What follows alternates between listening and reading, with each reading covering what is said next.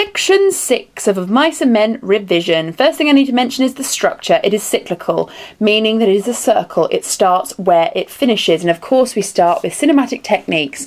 Nice calm description before the action begins, and it's very reminiscent of Section 1, meaning that it is the same as Section 1.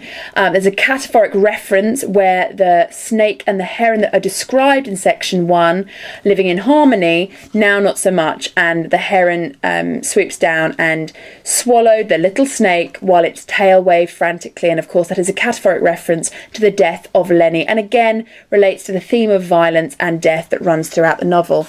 A rush of wind sounded, sort of sense of foreboding there, so the tension is building. Again, words such as motionless and waiting, connotations of tension and foreboding. Again, once you see any description, you need to be looking for writing techniques or connotations, because you'll find them within descriptive sections. So then we have the introduction of Lenny coming to the brush because he knows he's done a bad thing. Through the Steinbeck's use of the word jerked, again, connotations of tension, that he's tense and on edge because he knows he's done, quote, a bad thing. Also the description of the light climbing out of the valley, climbed out of the valley, a sense of darkness, foreboding, and then a real contrast there as the mountains seem to blaze with increasing brightness. Almost kind of the struggle that Lenny is facing between what he's done and sort of George's reactions and sort of the different reactions we've seen throughout Section 4, a real sense of contrast and how people are dealing with this event. And then Lenny starts to taunt himself by hallucinating. It shows how upset and bothered he is because he's starting to hallucinate, and we've not seen him do this before. And Aunt Clara, who's the lady who originally looked after him before she died and George took over, suddenly appears from his head. And that shows that, you know, someone who used to provide him with comfort is now taunting him because he's so worried about what he has done. After she goes, a rabbit pops out from Lenny's head, a gigantic rabbit, no less. And the rabbit, who has, you know, the rabbits and the idea of looking after rabbits has always been a comfort, is no longer a comfort and is now taunting him about George leaving him, saying things like he's going to beat the hell out of you and then go away and leave you. It's his worst fears. Not worst fears.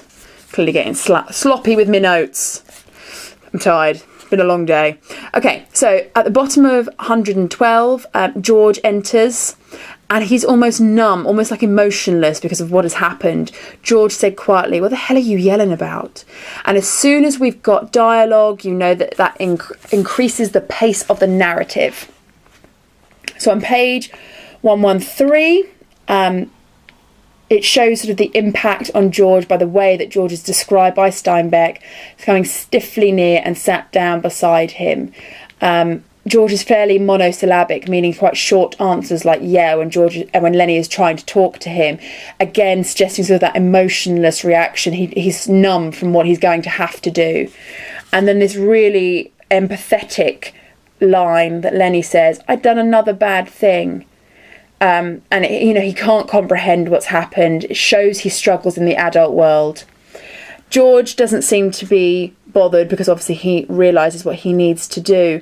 And Lenny's quite shocked by that because in times before when he's been in trouble, George has reprimanded him, as we've seen in Section 1. So he says, "Ain't you going to give me hell? Give you hell? Sure, like you always done before. Like, if I didn't have you, I'd take my $50.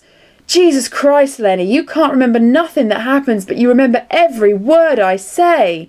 Not only suggests George's struggle with Lenny up until now, but just shows that Lenny holds George in such high esteem and that sort of unique friendship that was so unusual in 1930s America. And then George kind of makes sure that Lenny hears him give him hell and that things are as normal as possible. He starts to repeat what he would normally say, but his voice was monotonous, meaning that it didn't have much feeling, much tone in it, and he simply just repeats what he always says, as if trying to pacify Lenny before he does what he needs to do, which is, of course, shoot him before the men get there. Page 114. This page shows a lot of sort of unique moments between George and Lenny and their friendship, which is of course unique to 1930s America. Again, it shows George being monosyllabic, which shows the impact on him. And there's a moment where George, who hasn't been overly emotional up until now, shows that emotional side. No, he said, I want you to stay with me here. And it shows that Lenny is wanted. And that is probably something that he's saying to pacify Lenny, but something that is true. He does want to keep Lenny with him, but obviously he can't, considering what has happened. And then there's this really empathetic moment that Steinbeck writes, which is about, they haven't got any family, that's what family is.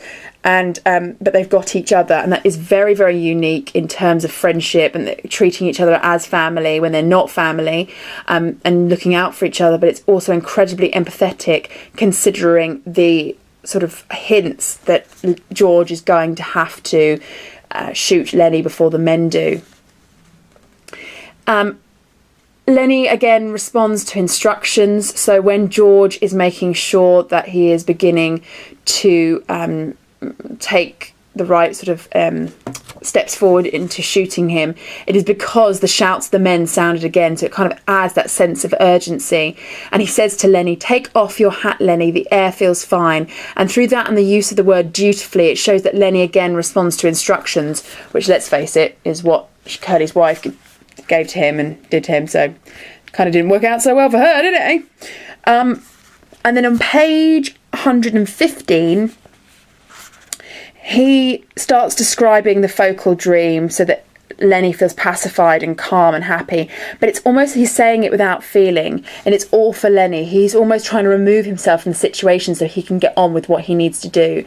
And it shows the emotional impact upon George, because it says, George raised the gun and his hand shook and he dropped his hand to the ground again. This is, Steinbeck using descriptive language to show that emotional impact and show how difficult this will be for George, because although Lenny needs George, George needs Lenny in his life. It gives him that focus. It gives him that reason to get the ranch and get him to a safe place.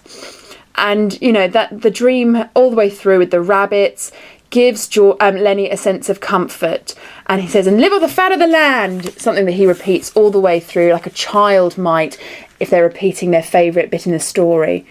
Again, we have moments where it shows that Lenny works with instructions, and the tension and urgency they're built because the crashing footsteps in the brush, the men are getting closer. And there's this lovely empathetic line of, go on, George, when are we going to do it? Going to do it soon. Me and you and me. And the use of the ellipsis there, that pause, shows the sort of emotional impact that's having on George, but also shows the unique friendship, especially considering 1930s America. And then as it goes on, and Steinbeck uses the word Lenny begged, because he's begging to hear the rest of the dream. He's desperate to feel safe. Let's do it now. Let's get the place now. He wants to, remove himself from those feelings of fear that he's experienced in the barn and on the ranch all the way through, to be fair. And he wants to feel safe with George. And in the next paragraph, it describes George shooting Lenny. The short sentence, the simple sentence, he pulled the trigger. It shows the sort of sadness and despair, but it's almost businesslike. It almost suggests that emotional impact. It's almost that he's numb and he's almost going through the motions to make sure that he does it. And what's really lovely is this last bit, and he lay without quivering. That's Lenny lay without quivering once George has shot him. Finally, Lenny's no longer feeling any fear. He's finally at peace. And then we have George's reaction. Through Steinbeck's description, it's very obvious that George is numb from what he has done. It's almost, he can't quite comprehend what he's done. The men arrive, which picks up the pace of the narrative because they're asking questions. And Carlson, who we've obviously seen since section 3, but mainly in section 2, but mainly in section 3, where he's responsible for the death of Candy's dog. He's a total lack of sensitivity when he says, how'd you do it? He asks. He's just interested in what George did. Total lack of sensitivity, total lack of understanding of their friendship. It's simply just something that's exciting and different that day for him. And George's reaction, I just done it, George said tiredly. He's exhausted by what has happened. Did he have my gun? Yeah, he had your gun. And you got it away from him and you took it and you killed him. Giving them what they want to hear. Obviously that hasn't happened. George has taken the gun, so he shoots Lenny. But he doesn't explain that to them. There's no point. They wouldn't have any understanding. They just see it as almost something to be excited over. Slim, of course, shows his sensitivity. Come on, George, me and you'll go for it and get a drink. He understands that unique friendship that George and Lenny share. And also the way that Slim is sensitive shows his unique personality in 1930s America when every man was for himself. And it also suggests that Slim is almost taking that role that George had with Lenny. He was the parent and Lenny was the child, and now almost Slim is taking care of George in this sort of moment of need. And he really supports George by saying, you've had it, George, I swear you've had it. Again, that's what it was expected in 1930s America. That's how things were solved. He was either going to be locked up or he was going to be shot by Curly, and that was it. So it really reflects that sort of era. Again, the very last line I think is very interesting, and Steinbeck has done this on purpose because it shows this lack of understanding. Now, what the hell you suppose is eating them two guys? No understanding of their unique friendship, and I'm talking about George and Lenny. To them, it's just excitement. It was just something to do that day, but of course, Lenny and George's relationship was far more like family than the men can comprehend. And I've got a little note for you. Enjoy revising. Mwah-ha-ha-ha-ha.